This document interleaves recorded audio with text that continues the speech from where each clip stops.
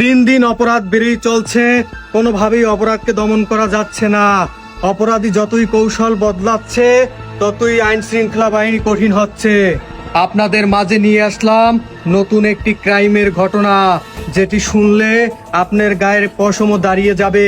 নতুন এপিসোডে আপনাদের সবাইকে জানাই স্বাগতম। ঘটনার তারিখ 10/10/2050 সাল, বিকাল 4 ঘটিকার সময়। মিরাজের অনেক গরম লাগতেছিল। সে দোকানে গিয়ে একটা ডিসকন আইসক্রিম কেনে। দোকানদার তাকে বলল, এই আইসক্রিমটা নতুন বাজারে আসছে, এটি একটি ভাইরাল আইসক্রিম। এই কথা শুনে মিরাজ তো অনেক মহা খুশি ছিল।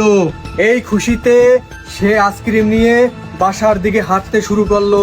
হঠাৎ করে পিছন থেকে এসে একটি ছেলে তার আইসক্রিমটি নিয়ে চলে যায়। মিরাজ সেই ছেলের পিছনে ছুটতে থাকে। একটা পর্যায়ে সেই ছেলেটাকে ধরে ফেলে। ধরার পরে দেখতে পায় সেই ছেলেটা ছিল মিরাজের খুব পুরানো বন্ধু। বন্ধুর নাম ছিল রাজা।